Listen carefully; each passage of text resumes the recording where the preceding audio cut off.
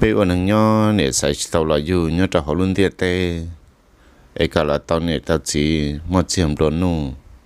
cả trong tay trong tay trong dây trong mua lì lô lì lăng lì tù ấy trong xuyên hôm nào ba tàu ý ra giờ là thả cho mấy trò lúc nâng chơi tàu để biết sự đậm nông nên số tù họ lúc xuyên thì cho cũng là một lý ý nhỏ plia mấy lúc rõ mong chỉ cho mỗi ở nè chỉ cái dù tàu ý tuần xài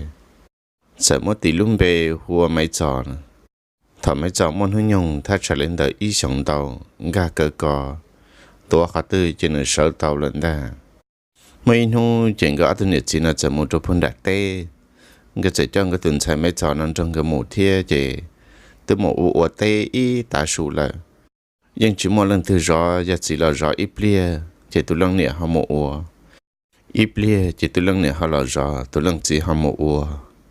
thời gian cái tuần sai mấy trò trôi gió lại chuyện cái on lăng mà lại họ ship ba mũ ủa chua chua ủa tê nhà rèn để tê trên đó còn cái tụi miêu cuồng cái hòn họ cái thứ ủa tê tạ su chỉ từ lần này sẽ là hậu tới logo râu chỉ tông bồng bầu một trời chia trong tận đủ logo đó chỉ từ lần này phong một ủa họ lử pha bể phò sợ món tụi miêu râu đó sầu cha ta xin cái lúa cha đó là cô cái kỳ xí thế chỉ từ lần này phong tự một ủa họ lử liu li nó chỉ tụi miêu nó chẳng kỳ sầu cha lo nó chỉ định ra cỡ cò trụ trụ nó tổ khá tư mà nó như sợ một tàu ít nhà chùa là thiên đà nó sợ chỉ đi một câu khi lúc này lo câu chừng bồng bồng nó chỉ chỉ đi làm một la kia nó ở sai cái tờ lô thằng nó ô tô tụi mình nhổ mà qua tờ chỉ tờ liền tụi lần này thì đi thiệt chân chân lò chỉ lúc lo câu tụi mua tụi mình nhổ la kia ít sa cả chê chỉ kia là bể lúc họ cho rồi sa tỏ là mà ít sa mà nó cút la thiệt tất nhiên mà nó họ la mày cho thằng nó tụi lần này mà lại cứ tụi lần chỉ chân chân chỉ tụi lần chỉ mà lại lọt cho ở chạy lúc lo con chúa ta cú tụi mình nhổ mà tụi mình nhổ qua hàng lì hàng sư tụi lần chỉ thì lấy mỗi tụi lần này chỉ hai tiểu ở đây chả họ chỉ sai tụi mình nhổ cái rồng nhổ chết tụi mình nhổ là một câu lúc lo câu liền nó sợ ở trong cái này chỉ mà sử dụng ở bên lọ thế người thì đi chỉ bỏ cá nhổ ở đây chả thế mỗi tụi mình nhổ ấy kia chắc là tụi bỏ tỏi chế nào là mình chia chua thế cả lâu bỏ khử công rồi tỏ khăn để tôi trình đây chỉ tụi mình nhỏ sát cả tờ chỉ để hỗ trợ để cho họ chỉ là dân chờ bịa ta đây là chỉ rong câu để khu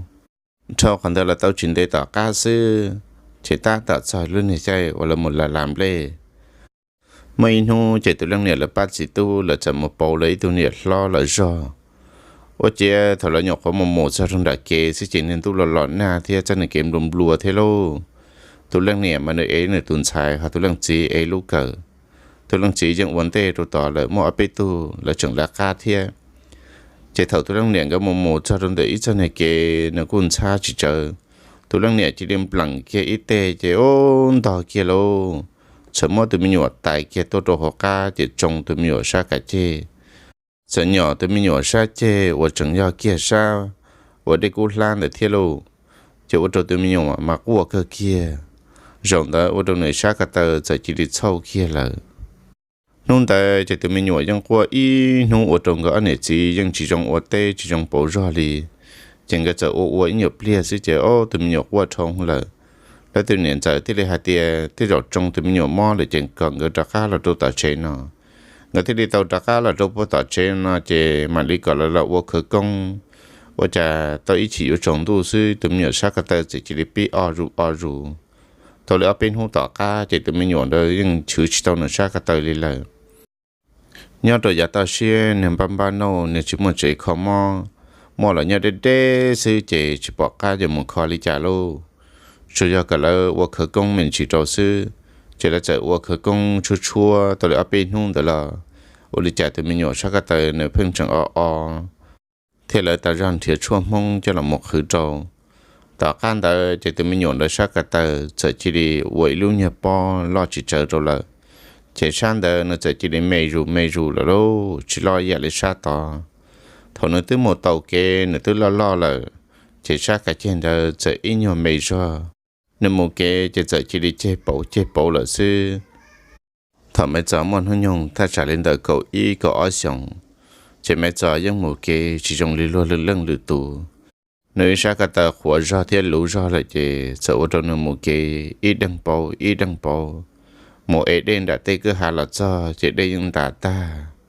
nếu có dạy tuân xài ổn dị lu luôn trên mua mà cứ rong câu chín ta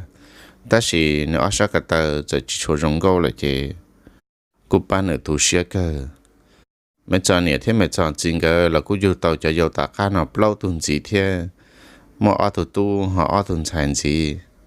chỉ chờ mấy xong tôi lần này thế tôi lần chính cái chờ một tàu ít để tê nhớ trong đại ít lúc vào hà nằm bom bỏ cơ chỉ bao thì sẽ rằng cái một trâu đa là rằng cái một chia tàu đa chỉ nó nông ta cái giờ chỉ cho cái chờ mình nhiều mù để nên tên là cô đê trở thế chỉ chọn ra mấy trò nhau cái mấy trò rõ gói này chỉ chờ một tên để in nông lò chỉ ôi cha bưởi mỏ ta khi là sư chỉ tu lăng này chỉ đi tàu tua rồi luôn thầu tu lăng này tàu tua là chỉ chờ mỏ tu lăng này cho là một quả đá quả khua nhiều khoa mỏ thà kia tàu lên mỏ thì o sư chỉ ôi cha tu lăng chỉ vì mỏ tận thà tua kia là thế luôn thầu nói những chuyện mỏ lần thứ bao giờ hạt tiền cái o lần do nó đã chỉ là do cái một chậu đã chỉ lên ta chỉ đi tua chua chua xí là liền lên ta ô tô mấy trò là cho nó mua mà cua cưng gầu bỏ cao vào trả liền thầu tu lăng chỉ tua là thế chỉ là chỉ đi mua tu lăng này cho một bó chơi kia chỉ đi làm mua tu lăng chỉ ở đâu ở khu đó ở chỗ chua chỉ cho mong cái ở lần cho một bó chơi cho một trò ở kia được bó thị trong là chỉ thằng đó lo chỉ mấy trò cho tu lo lô cho dầu tạ cá nào là cũng chẳng dầu thế mấy trò mấy tu nổ dầu mà này nhục hóa mua lấy ở sống đâu thầu này thế chỉ tua ta là chỉ mấy trò là chỉ mấy tu niệm giờ thế tu chín giờ giờ cho chín giờ cứ tí sư nhớ lên đại tu niệm trời thế tu chín giờ cái nằm mang cái riêng mua mình nhổ chân trong cân cầu đi thế chỉ cho cái tí thế là hai tiệt trồng cái là sư thế thì vào lâu tàu mấy trò là cho nụ mua thế thì vào ba tàu chỉ còn mấy trò là muốn cho cái tu niệm trời thế tu chín giờ nó nho chỉ cái là cái mình nhổ cái chân trong thế chỉ bỏ cái cho muốn nho khá từ vào bự khá từ cái lúc chế là cũng nhớ kia trong đám mấy trò là các chỉ tàu xin là xin bua kia sư tu niệm trời thế tu chín giờ nó giờ hai tiệt lúc này chơi là tí thế chỉ bỏ cá nhau đi cha chỉ cần mấy giờ cho nó mua là nhau lại cho họ là lúc chơi hậu cho chỉ tao hậu đi cha là tôi nhận chơi thế thì chính rằng cái khứ tao đi cha người mà đi chơi trong nó cho hậu sư thằng nó chơi mấy giờ cho tụi lo lại thứ mua đi cổ o cổ bê xong lại chơi mấy giờ sẽ cho chơi dầu nhau cho họ lúc chơi hậu nhau cho xong đó chơi mấy giờ này thế mấy giờ chính cái thứ giống một tao đại tên ra lại chơi chút xóa nung mấy giờ sợ mua tụi yo tí tụi này chơi bộ trợ là ba mươi nụ mua sợ tôi một quả lên nhà đại tê bón đã lúc này vào hàng ra xong đó là thứ ô để này tên là thầu lại là cho nên lo nhận trả là sợ là của tôi một ba lại thì thầu chỉ một gì là chơi là chỉ gió nhẹ cơn gầu thì cho khô la họ chơi mua mà tên nó là chơi play chỉ mua đó chỉ nó chỉ bỏ mấy trò mua tụi dâu ấy thì tụi này chơi bộ tôi một thọ ú thọ nó chỉ riêng chỉ rõ nhớ thọ tụi dâu nó tự lo ra mấy trò là cũng họ lo ra lại thế mấy trò dân uống cá uống nông chở cho dâu nó cho nó dâu khương bảo tư là nó dân ít sao uống nhiều ít sao uống gì chỉ số lúc trong số lúc hà là một chở cho dâu cả là lo dùng chơi dùng khi tí trả tí na một lô tê đa lô tê ra cả tàu nhẹ tàu trị tàu cho rồi cho dầu sẽ đền na nhớ linh đời mấy trò thu niệm trời thế thì xin rằng cái chế mấy trò cơn cầu người dân chỉ tàu bay họ đã chỉ cả trận trăng đi theo đã chỉ hai thở tư chỉ lúc xua chỉ thì dân tua ổn đây là mấy trò mà cứ cái kia chỉ trong tay đi lô lì lăng lự tủ theo dùng một tờ tê là giờ mà một sư nhà được đăng báo chế một dân giỏi rồi đây là cá rồi tới một giờ ta nhập lia mà giờ mà được học một giờ nếu như mỗi giờ kể từ là nếu như mua này 30 đồng mua cho ổn trần thôi mù nên sẽ cứ cho dâu sẽ đỡ nó sẽ đỡ hậu thọ cho dâu nó tới lo ta nếu tôi nhảy lùa là cũng không một việc gì là chỉ ta nên đó là nếu tôi nụ cũng nhỏ tất cả năng cái lo tiệt gì chứ cái cụ cứ chẳng cái nó mà cho những quả cá uốn nung chuyện nhiên thiệt chia là chia trả lời nung nữa từ nung dầu bao giờ sẽ chỉ muốn nhia thầu nữa từ nung tới dầu bao giờ sẽ là những nhà máy cho của tụi mình ta tan cho chỉ một khát tư là được một cái một trái nữa mà lấy một quả đa quả do là thể thọ nó cứ đó cho giàu lớn nó lớn lo ta lại rong tệ rong tờ rong dây rong mua chỉ chở mua năng dùa là chở tàu năng ùa nhớ lên tại mấy trò chỉ nên chế tàu thế nữa là nên cứ ta ra chỉ không tu nữa lúc chế chở rong qua lên nữa phê pa lầu lô chỉ mua năng dùa này đi nên là ra nữa tu nụ nhớ từ tàu nhân tu tạc cá nên tệ trở lại sợ mấy anh tu lùa nhớ rồi là lúc rõ hậu thế lúc bề mà huột tông nữa nhớ lên tại tông mà giờ tu nên năng muốn chỉ đa thế nên chỉ chua lẳng chạy kia ra là tê u tê nọ là nó dừng bỏ cho nó mua liền thế nó tôi vô tới tu nên bao nhiêu lần cho nó nhớ tới lúc này sống tàu sư chạy sau đi chạy nên bao nhiêu sợ chỉ đi chỉ cãi cho nên sợ chỉ đi mua đường trâu đi là mấy nu chỉ mấy trò sợ tua một chỗ buồn rạ tê thầu mấy trò nhỏ có sợ kế tua sư chỉ tới dừng bỏ tông cứ ít ra bỏ tua một vấn đề là thầu mấy trò tua cho rong đã kế sư chỉ với chị tông sợ nhớ rong đã tông sợ bỏ mấy trò tua chỉ tông hai đôi mấy trò hai tiề mấy trò có mong đã té lò thầu nó mấy trò của hai tiề do cơ là mà có hàng tua một đất chỉ theo cú là tua một giờ hai rong một xí xưa chỉ mấy trò sợ thầu là tông trên chia mấy trò một ít nhiều bia thầu mấy trò tôi một giờ cho rong đã té là với chia sợ bỏ tông chỉ đi khi trắng tôi một chồng mấy trò dây tôi nên năng một chỉ cho tàu kịp để cho nên những mà một sư nên đã đang bảo chế một chỉ tàu nữa tông sợ chỉ đi tôi chọi chua chỉ thầu nó tông chỉ đi mua mấy trò mò kia trong đặc á kề thầu tông mua mấy trò mò ở để ôm bùa ta chỉ tông sợ hai đôi mấy trò hai thì các chuyện những kia trong lăng thư nữa nhớ các chẳng kia thế chỉ cũng muốn chấp họ nó tua có bỏ chơi kia xin ta chứ rồi mấy trò có cua cần cầu lô chỉ bỏข้าวvào trả liền chả tông有些配乌罗中呢，sai chỉ tàu nữa muốn ở đây ôm bồ đi nọ thế, nên chả có cua chỉ muốn đặt tay in hông được là, tàu là bên hông được mà nó dùng chỉ cá xe kia liền, chả tàu là ít ở lúc thì tàu cá là xưa chỉ chở qua trong lúc chỉ ta sang là lô, chỉ đến một tông ít từ mình nhọn đã lợn ta, cho nhau thầu từ mình nhọn hộp la từ một bê lúc liền tàu chỉ tới bỏ là lô. thằng nó mấy trò tụi nhá và mấy trò đó cái nhau đó giờ chỉ đi dân số mấy trò hàng chỉ nhẹ mấy trò đi hay thì mấy trò vậy tụi nên nâng chỉ chia chỉ nhẹ hú ở đó ở đi lên đó thằng nó nhá bao chế nên nhá hay u hay nào lố giờ chỉ nó cơ kia thế là cái tua rất là tị mấy trò này chỉ chia thế là cái thế thì tua ở luôn là giờ chế nó cân cầu chỉ thằng nó mấy trò tụi nó thế thì là hay thì hồi đi tụi mình nhỏ hộp la họ giờ lăng từ tủ mấy trò thế là kia hay thế giờ tông tủ thằng nó tụi nó thế thì chỉ trong xe để thế thì tàu trò sao mà tàu tông là nhiệt thiết gì cả chỉ đi tông mình cho mấy trò sư mấy chuyện hàng nhất là họ dễ họ rõ họ là thế bao ta là thế chế thằng nó tông thế thì tàu ở ý xe tông mình dùng mấy trò thầu vô một trò chỉ tông niệm mà chẳng chỉ niệm mấy trò kia chẳng dưng chú cần cầu thằng này chẳng hạn thì chỉ bố dùa đi nè chỉ bảo thế chỉ thành tại nè uốn chua nè tới chỉ nhẹ hú kia đi thế chỉ bố dùa nó là thằng nó trả cái gì lão năng thế lại sẽ đợi chỉ bỏ khá dùa đi trả thằng thứ uốn tàu mà mình nhọ đi nó là chỉ cả chỉ đi dùa sư chỉ thế đi tàu dùa là nhỏ chỉ thằng này mang chú xí năng kia lô nên hú chỉ mấy trò đồ u trồng nó giờ mà ít cho kể từ là chế nên cho tao nên chế ta ôn chặt cũng dân giúp có luôn liền giờ một tao té sư là nên chế tao chế này giờ mà mà tên nó này tên nhân ra xuôi nhân nhà thế chế một cho tao té mà từ liền nó từ tao xí là tên không là tao té là li trở thế chỉ là sao chế chỉ trồng đủ là thế lô là chỉ cho tao họ được tao và tao chế thế chỉ này bao mình giúp xí năng kia lô nếu như một rõ rệt tổ cho uống nó là nó ít lần xưa chỉ một tụ ba thế nếu chỉ cho rong tàu thế chị giờ tàu xuyên đến đây mà ua nếu lúc lá lo thứ giờ du là lo nếu dân nia nó một phò một ua họ lựa chỗ chỗ nó nên để bao nhiêu chỉ bốn nửa nho thì thế dân cận người dân mà chỉ để một ua họ lựa sẽ hay khó nhá khó xí đi lô dân một tổ cho lô một ế tế nên ra tờ mà nhà liền nhà xưa nhớ lên đại tông chỉ truyền niên nu một sĩ chỗ chỗ nó nhưng chỉ là một ba mấy trò cứ nó cứ hậu lên ta tông những hạt tiền nếu bao nhiêu nó vô cú sư của tự nhiên chỉ nhẹ chỉ vô nữa nếu niên nu tao kế một thả luôn câu chỗ nó nhưng chỉ là một ba mẹ trò và ít cho hậu lử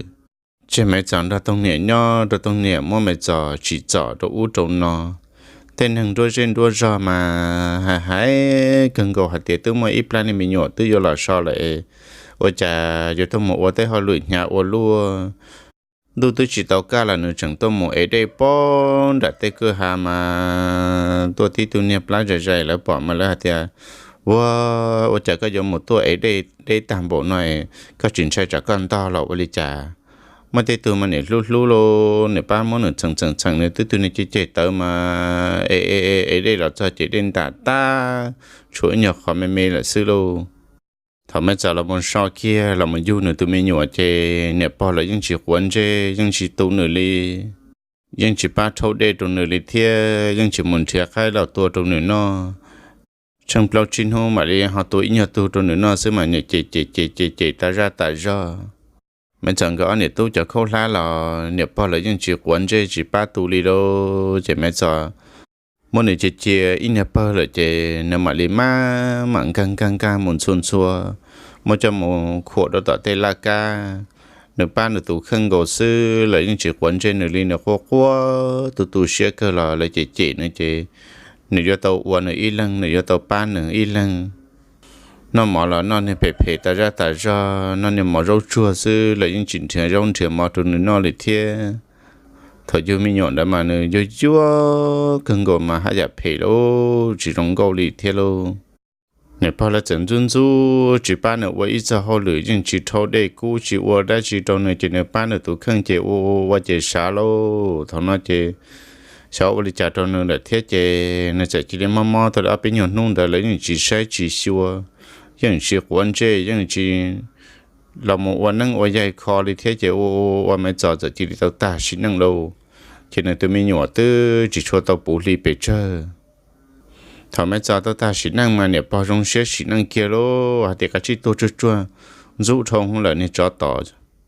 là chỉ để mua mấy giờ vào đâu qua tao kia lấy ăn nhom mòn đó sư chỉ để mua mấy giờ cho một bó chơi là chỉ mấy giờ tụi mình nhỏ cho có quá cần cầu lô thằng nó chỉ nên nè bao lơ nhưng chỉ chua sa tu tụi mình nhỏ muốn nữa cho một trâu tụi nó chỉ ô cha tụi nó bên mòn đó mấy giờ sẽ đặt cá chỉ để uống đã là một bữa tụi mình nhỏ bữa ít chỉ tam mồi tụi mình nhỏ khô là mà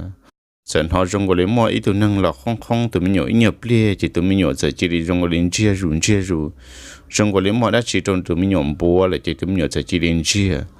sợ uống đi nó tụi nó bên mồi giờ tụi mình nhỏ khô thôi tư mà chứ nó là uống đi nó ta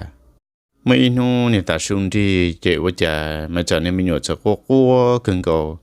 là chính chế đã chỉ trong nửa nó chỉ muốn mì trong nửa hậu chế nó có qua lô mấy giờ là nên để bỏ chẳng gì chứ chế nên mới nhỏ thì nên chó tỏ nên cá tỏ chả cái giống một qua thâu tam bộ đi co ít bia cũng muốn lọ chả đã kia xin ta tía ta xin đầu sư qua chả nên bỏ lúc này cởi chỉ đi dạo lỡ tọp lỡ ta nó bông trong đời nó xuống tia ôi ô trong này bỏ mà số tua lùa khiến tê liệt trong đời rong tiếp theo rằng là sự chịu chia từ mình nhỏ chỉ đến chia rủ là xin hôn đó là chịu ô tô nhập bao mà chạy chỉ năng kia rồi nhìn chỉ tàu lúa hay từ mình nhỏ đi là có mỗi từ mình nhỏ xa đã cao trong trâu mà giờ tụi nhân nụ thế tụi nhang cái tu thằng nó cho cái tí chỉ hay thì chỉ sau ô lên đó cái chỉ để ô trong tu tụi mình nhỏ nó có chỉ đi lo sư do chỉ tu tụi mình nhỏ nó có lo chẳng mỗi cho mình cho được ô tô nó thế mà tụi nhang mà giờ nó hai giờ vô chỉ trong xia chỉ lý thông đó là chỉ tụi nhập bao nó chờ ít nhiều và rong ra thế ít nhiều hay là rong cho tụi mình nhiều mà đây là một tụi mình nhiều chỉ bố tụi mình nhiều qua thế chỉ bố tụi mình nhiều chơi là tao chuyển đến đó tao khai sư chỉ ở chế thông sở chỉ là một chỗ tao ít tụi bao nhiêu là thế tụi bao nhiêu đó mà nó có dạy tụi nhân năng ở chỉ chua thả lục bể chơi tụi nhà hay là căng chỉ chơi thế